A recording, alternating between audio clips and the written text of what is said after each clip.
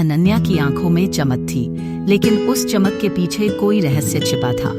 College के आखिरी साल की शाम थी, जब कैंटीन की भीड़ में वह पहली बार आदित्य से टकराई थी।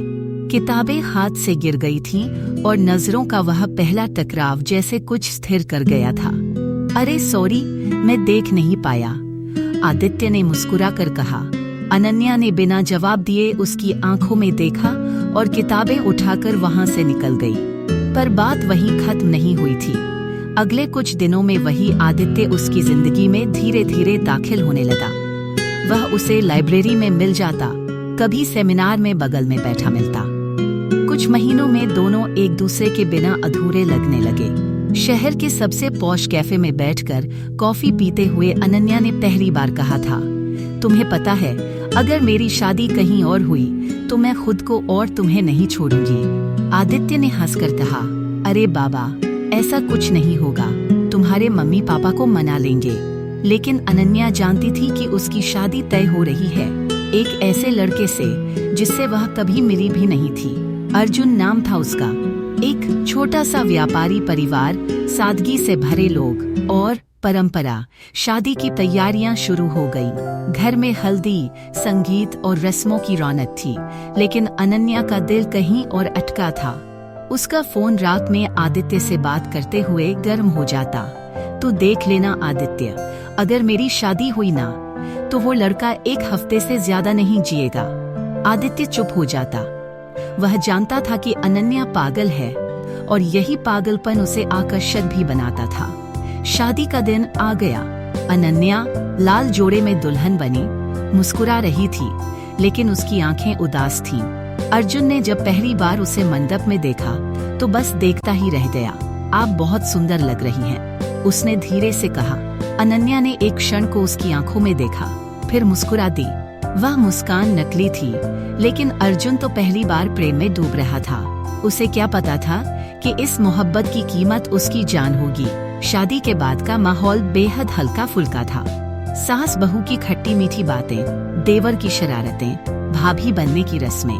भाभी, अब तो घर की रानी बन गई हो, लेकिन ये बता दो कि देवर को कितने पर नंबर आता है। अनन्या ने मुस्कुरा कर कहा, पहले लड्डू खिलाओ, फिर बताऊंगी। देवर बोला, भाभी अब तो बस भाई को सावधान रहने दो, सुहागरात की रात आप कहाँ होंगी, इसका पता तो किसी को नहीं। सब हंस पड़े। सुहागरात के दिन अनन्या ने बड़ी सावधानी से अर्जुन के साथ वक्त बिताया। उसने दिखाया कि वह भी इस रिश्ते में रुचि रखती है।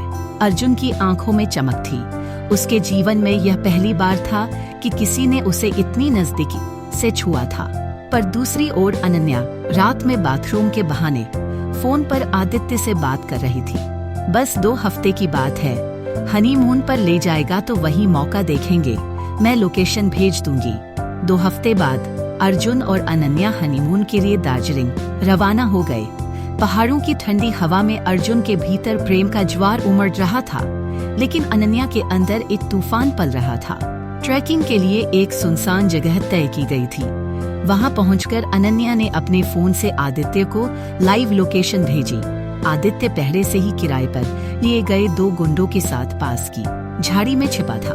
यह जगह बहुत सुंदर है। दार्जिलिंग की घाटियों में पसरे उस सन्नाटे ने मानो पूरी कायनात को थाम लिया था। आवाज की दिशा से कुछ परिंदे उड़े और झाड़ियों में छिपा आदित्य एक हल्की मुस्कान के साथ बाहर निकला। अर्जुन जमीन पर पड़ा था, अचेत। अनन्या उसके पास बैठ गई और सांसों की जांच करने लगी। मर गया? आदित्य ने फुसफुसाते हुए पूछा। नहीं, पर ज्यादा वक्त नहीं बचा है, अनन्या बोली। अब चलो यहाँ से, किसी ने देख लिया तो गड़बड़ हो जाएगी। गुंडे दोनों को दूसरी तरफ ले गए और तय योजना के अनुसार उन्हें गाड़ी में बैठाकर होटल पहुंचा दिया गया।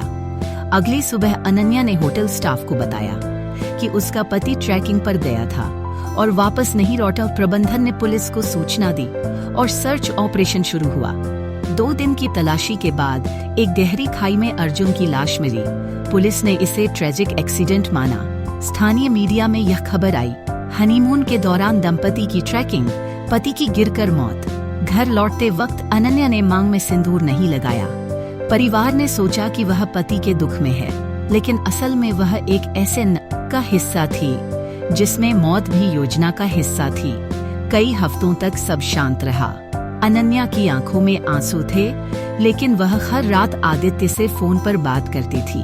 तू बच गई, मैं बच गया, अब बस पैसे आने बाकी हैं। इंश्योरेंस का क्लेम मिलते ही हमारी जिंदगी बदल जाएगी।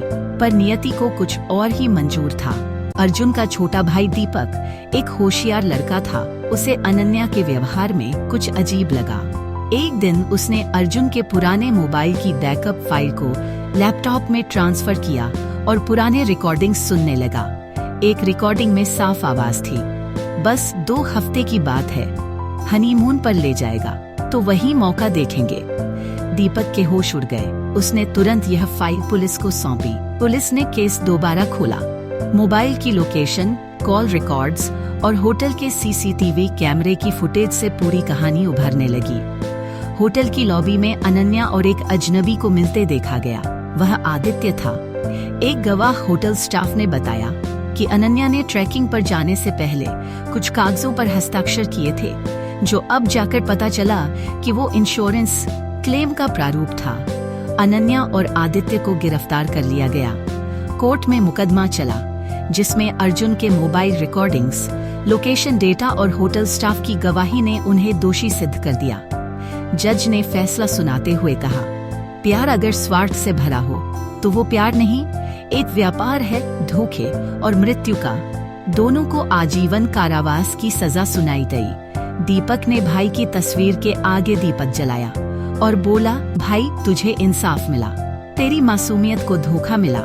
लेकिन अब सब जान चुके हैं, सच को देर से सही पर उजाला जरूर मिलता है।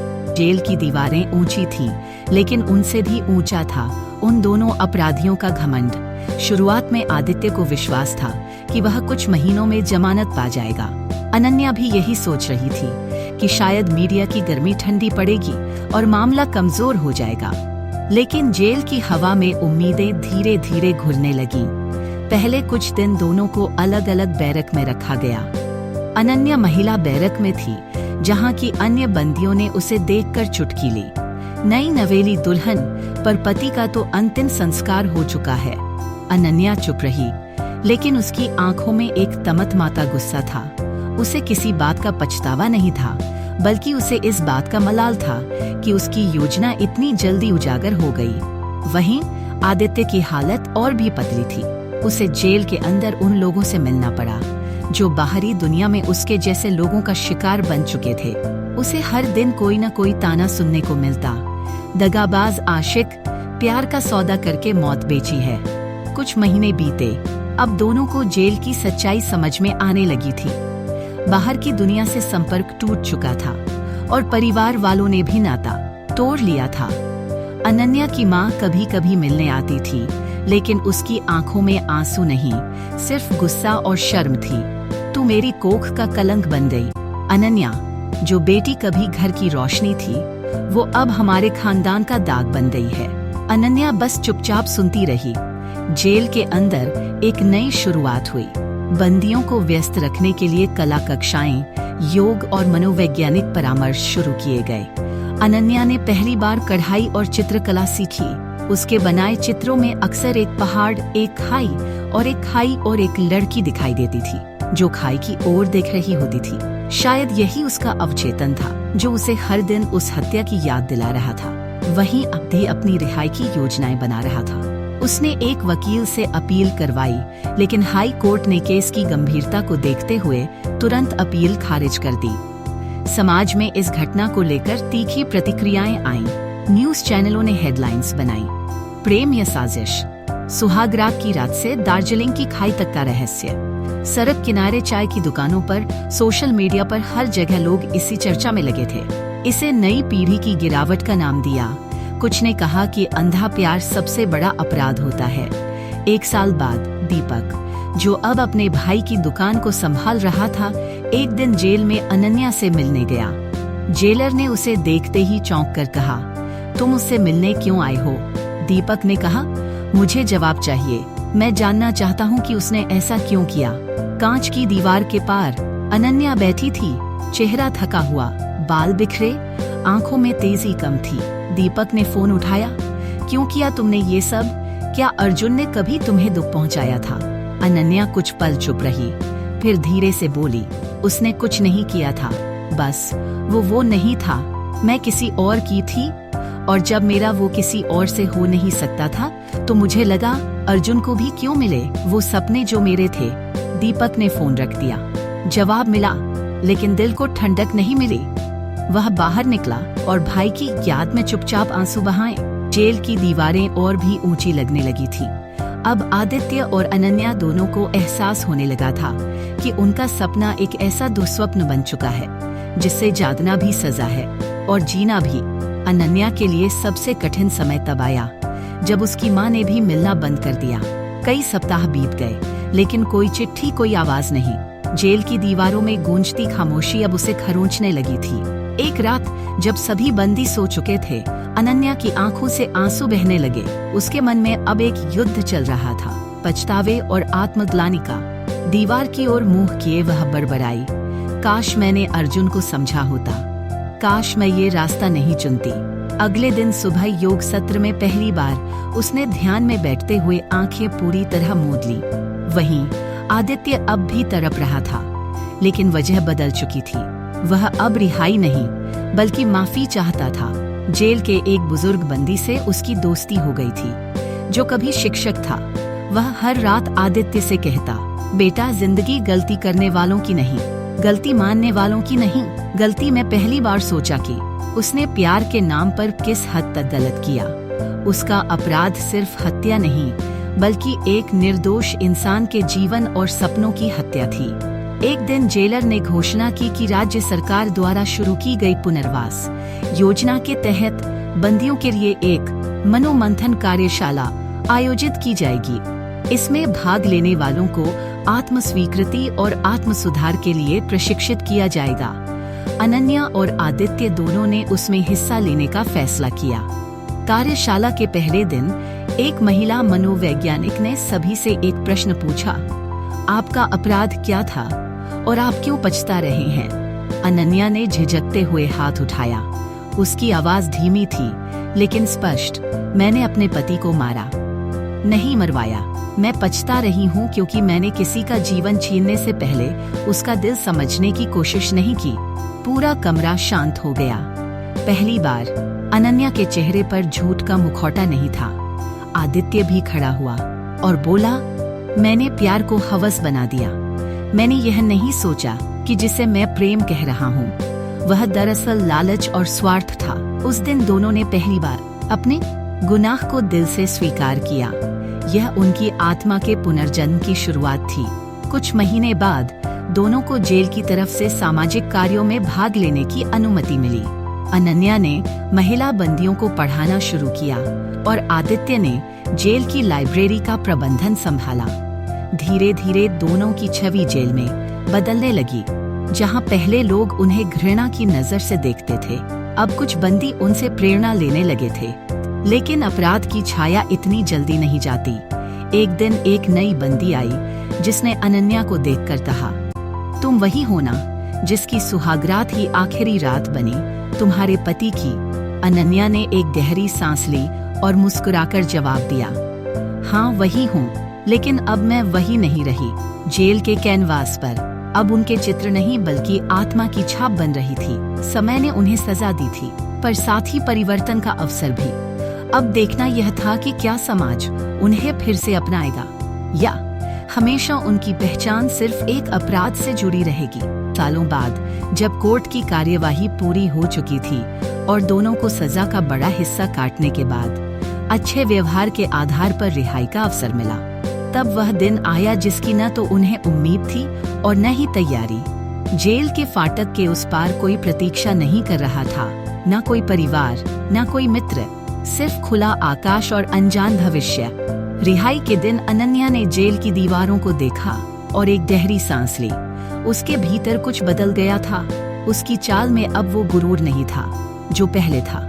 आदित्य ने भी बाहर कदम रखते ही आसमान की ओर देखा और बुदबुदाया, मैं अब वो आदित्य नहीं रहा।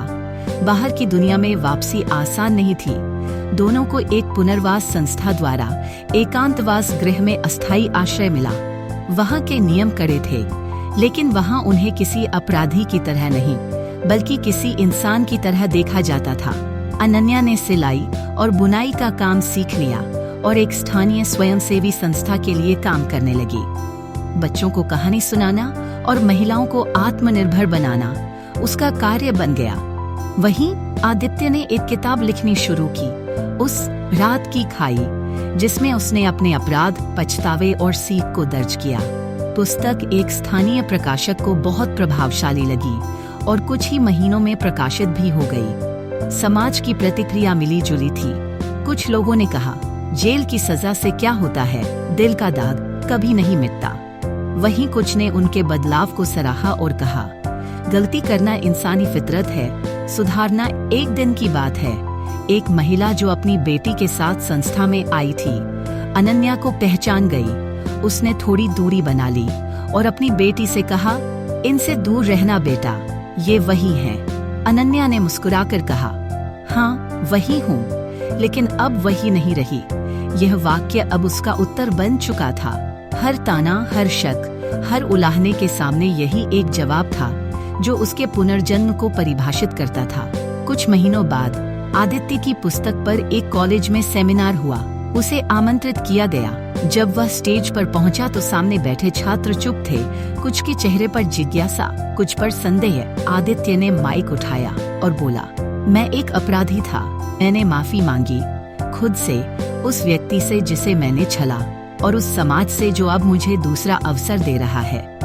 तालियां बजीं, धीरे धीरे लेकिन दिल से। समाप्ति के कुछ दिन पहले अनन्या को एक पत्र मिला। वह अर्जुन के छोटे भाई दीपक का था।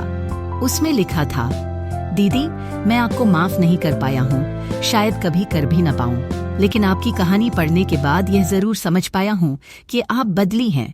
शायद यही अर्जुन भी चाहता।